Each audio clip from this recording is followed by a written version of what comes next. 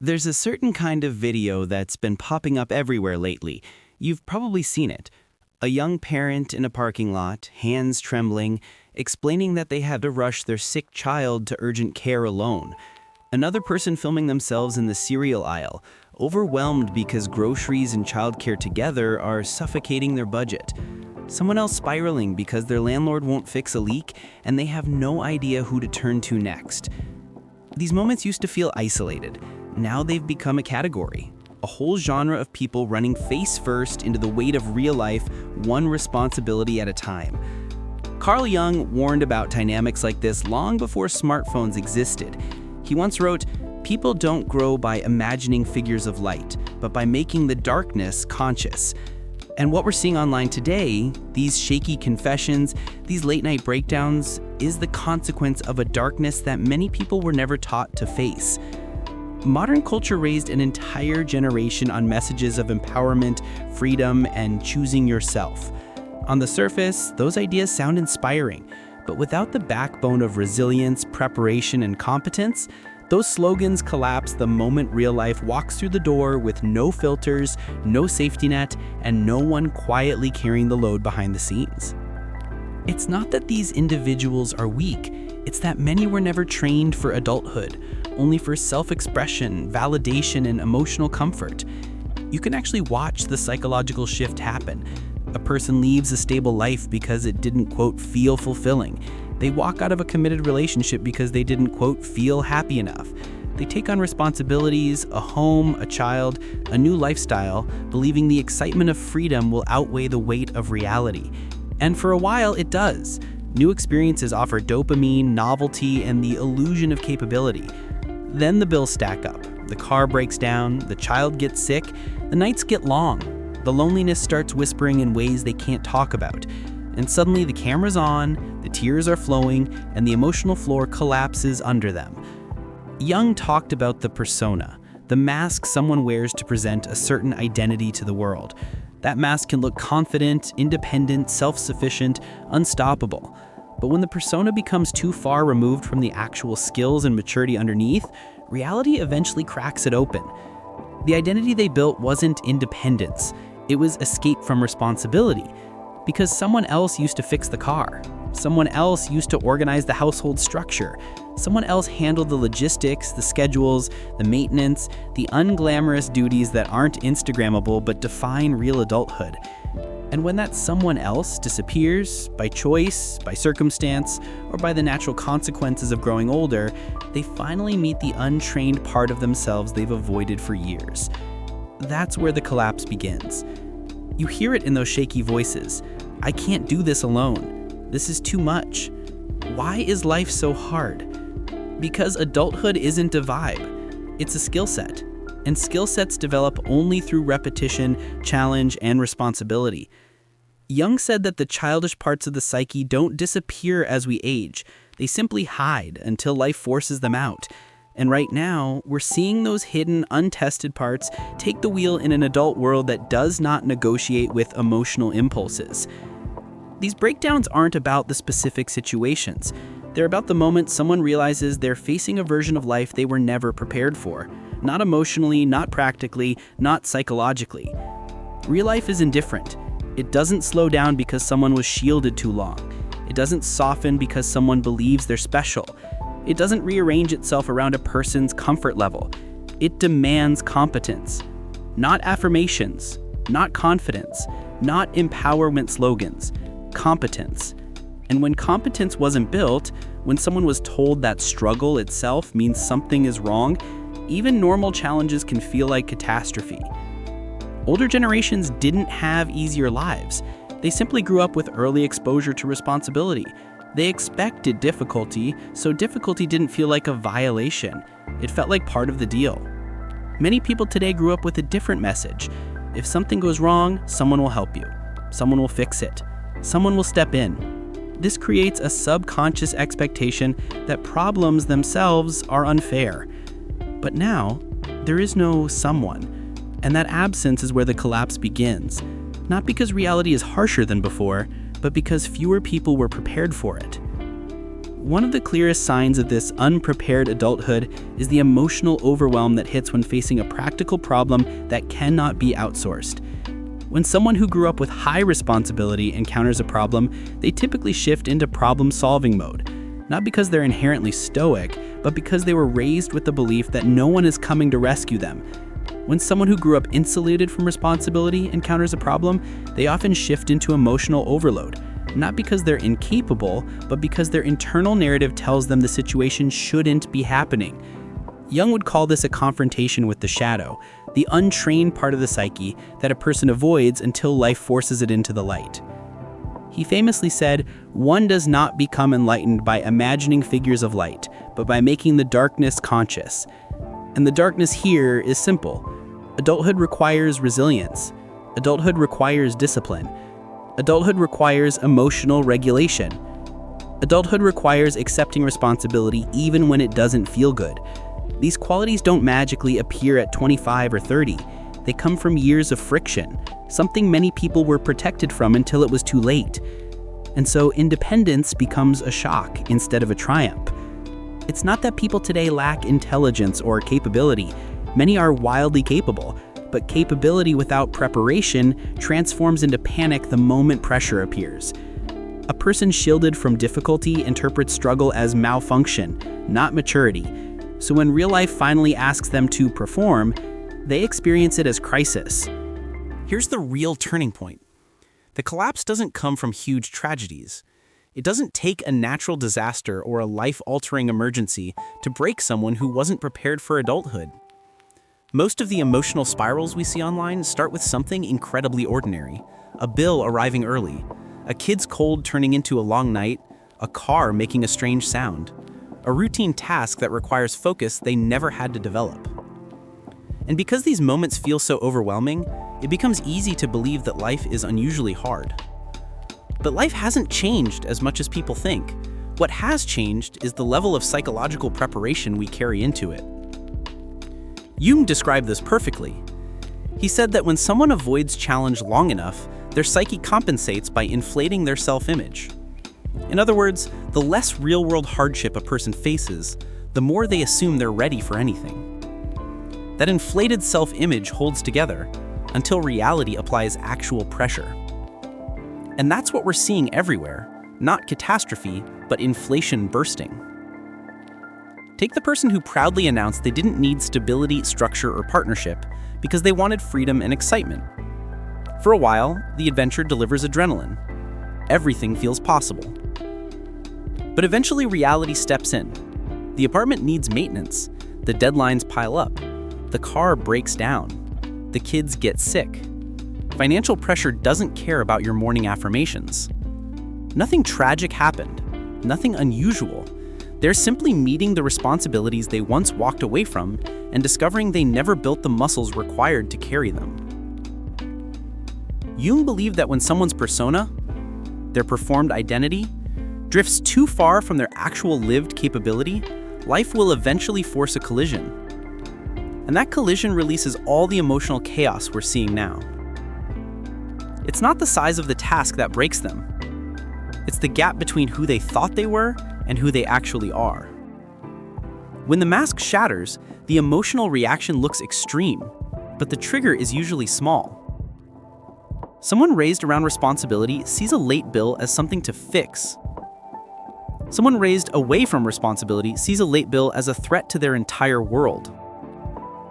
And here's where the cycle becomes generational. When children enter the picture, the difference between emotional adulthood and emotional avoidance becomes impossible to hide. Parenting exposes everything: discipline, consistency, problem-solving, emotional regulation. Kids need structure, and structure can't come from a person who collapses under the weight of daily tasks. Jung wrote, "The greatest tragedy of the family is the unlived lives of the parents." And that insight has never been more visible than it is today. Teachers say this constantly. The children who struggle the most often come from homes where the adult is overwhelmed, not malicious, exhausted, not uncaring, trying hard but unprepared. When a parent is stretched thin, their child absorbs that instability as reality. A leak becomes a breakdown. A bill becomes a crisis. A routine morning becomes chaos. And the child grows up thinking life is unpredictable, overwhelming, and unsafe, not because the world is actually collapsing, but because the adult in their life is. Children internalize the emotional climate of their home. If the adult in charge cracks under everyday pressure, the child learns that stress is unmanageable and that problems are emergencies. This is not about women being weak or men being strong. It's about anyone who was never given the chance or the push to build adult competence before adulthood arrived. Jung believed the psyche needs two things: order and energy, structure and emotion, logic and passion. When one parent tries to hold both alone, especially without the skill set to do it, the system cracks. Not because they're incapable, but because humans aren't meant to carry full responsibility without support or preparation. And here's another layer most people don't want to talk about. The support many people used to rely on, partners, extended family, community, neighbors, isn't as present as it once was. People are more isolated, more transient, more disconnected. The safety net is thinner, but the expectations have grown. This makes modern adulthood heavier for everyone, but especially for those who never built foundational skills. What makes the emotional collapse worse is the way people now process difficulty. Instead of solving the problem first, many turn the camera on. They document the meltdown. They look for support before looking for solutions. And the digital world rewards it. Tears get engagement. Vulnerability gets sympathy. The raw, unfiltered breakdown becomes a kind of emotional currency. But Jung warned about this dynamic too. He said that neuroses often replace real growth, meaning emotional theatrics become a substitute for legitimate struggle. Instead of facing the hard parts of themselves, people broadcast their pain as a way to avoid doing the inner work. A flat tire becomes trauma. A late fee becomes oppression. A sick child becomes proof life is unfair. It's not that these individuals are dramatic by nature, it's that they genuinely don't have the internal tools to handle inconvenience without interpreting it as a disaster. Life isn't attacking them. Life is simply being life, and they're encountering it unprepared. Meanwhile, many of the people who used to provide invisible stability, partners, family members, supportive spouses, begin to disappear from the picture. And once that quiet scaffolding is gone, the emotional crash becomes rapid. When someone says, "I did everything alone," what they often mean is, "I didn't see the support that used to exist until it was gone." A lot of people once had the stability they now desperately crave. A partner who anchored the household. A person who absorbed pressure without needing praise. Someone who handled the unseen parts of life that don't spark excitement, but make everything else possible. But when someone walks away from that stability in search of a feeling, excitement, novelty, validation, freedom, they often don't realize how hard it is to rebuild those foundations later. Jung would say they rejected their structure, and where structure is rejected, chaos grows. This is how modern relationships break down in real time, not through dramatic betrayal, but through slow erosion of responsibility. A person wants support without partnership, help without commitment, stability without reciprocity, the benefits of a functioning household without the accountability that makes it function. And many people find themselves in bizarre post-relationship dynamics.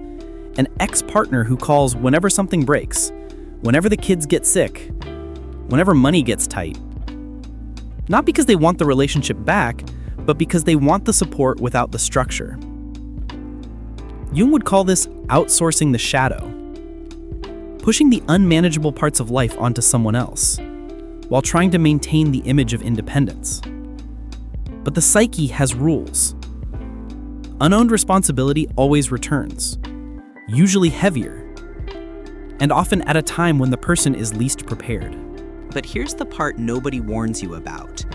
When a woman's life starts collapsing from the inside, the collapse often happens long before the first obvious crack appears. The dishes, the bills, the exhaustion, those are symptoms, not causes. The real cause is usually much quieter, much slower, and much more dangerous. She no longer knows who she is. That loss of identity is one of the most catastrophic things a human can experience. Yet it happens in modern life constantly, especially to women who try to carry every role at once. Mother, partner, worker, provider, friend, emotional anchor for everyone. It's a load no one can carry without consequences, and that's where her story becomes a mirror many don't want to look into. Because the truth is harsh. You can push yourself into burnout without ever raising your voice, without ever crying for help, without ever collapsing dramatically. You can lose yourself in 1,000 tiny ways long before anyone realizes something is wrong. But here's what people misunderstand. Burnout doesn't begin with a breakdown. Burnout begins with obedience. Obedience to expectations. Obedience to roles. Obedience to pressure that she never agreed to, but absorbed anyway. Obedience to the idea that if she tries hard enough, everything will eventually make sense. Except it doesn't. Her exhaustion isn't about the laundry or the dishes or the late-night kitchen floor. It's about the story she was promised. The story where doing everything right would earn her peace, would earn her support, would earn her stability, would earn her freedom. But the harsh lesson adulthood teaches, sometimes violently, is that effort does not guarantee relief. Effort only guarantees one thing: more people depending on you. And because of that, many women slowly turn into something that looks functional on the outside, but is emotionally starving on the inside. This is the part most people never see. A woman doesn't fall apart from one big decision. She falls apart from the accumulation of invisible compromises. The bedtime she skipped for herself because her child needed her. The call she didn't return because she was too drained to talk. The meal she didn't eat because bills stole her appetite. The dream she postponed just until next month, even though she already knew next month would look exactly the same. These little sacrifices don't hurt at first. They look noble, responsible, mature. But over time, they hollow her out, because a life that is constantly delayed eventually stops feeling like a life at all. And here's something even more uncomfortable. Many women don't burn out because they're weak. They burn out because they're loyal. Loyal to their children, loyal to their commitments, loyal to a version of themselves they promised to become. But loyalty without boundaries becomes self-destruction. She keeps going because stopping feels like failing. She keeps giving because receiving feels undeserved. She keeps working because resting feels like laziness. She keeps smiling because collapsing feels dangerous. And so she pushes and pushes and pushes until the pushing becomes her entire personality. But the real breaking point, it isn't when she cries. It isn't when she screams. It isn't even when she collapses on the kitchen floor. The real breaking point happens when she realizes this: no one is coming to save her. Not the partner who keeps saying, "I'll do it later." Not the family who assumes she's strong enough to handle it. Not the friends who think she's just busy. Not society that tells her women are naturally good at multitasking. She realizes that if she doesn't rebuild herself from the ground up, she will stay trapped in this version of life indefinitely. And that's when something in her starts to wake up. This awakening is not glamorous. It doesn't come with inspirational music. It doesn't come with motivational quotes. It doesn't come with a sudden burst of energy. It comes slowly, quietly, like the first breath after nearly drowning. Because when a woman reaches the absolute edge of her identity, the point where she has nothing left to lose, she begins to see her life without illusions. She sees every expectation that drained her. She sees every responsibility that was never hers to carry. She sees every moment she neglected her own humanity because she thought she didn't have the right to take up space. This is where her transformation begins, not in confidence, not in strength, not in empowerment, but in truth. The truth that she cannot live like this anymore. And that's the dangerous part for everyone around her, because when a woman finally acknowledges the truth, everything she has been suppressing begins to rearrange itself. She begins to question. She begins to say no. She begins to redefine what she will tolerate. She begins to withdraw from people who mistake her endurance for infinite capacity. She begins to reclaim the time she once sacrificed. She begins to rebuild boundaries she allowed others to dissolve. But perhaps the most powerful shift of all, she stops apologizing. No more apologizing for being tired. No more apologizing for not being enough for everyone. No more apologizing for needing support. No more apologizing for wanting more than survival. This is not rebellion. This is rebirth.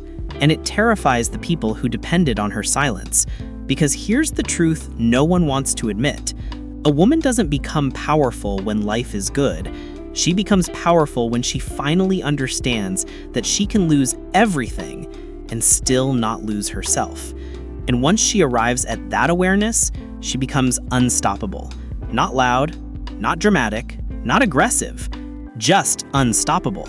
Because she's no longer living to prove anything. She's no longer living to earn approval. She's no longer living to maintain an illusion of perfection. She's living with clarity. And clarity is the most dangerous form of strength.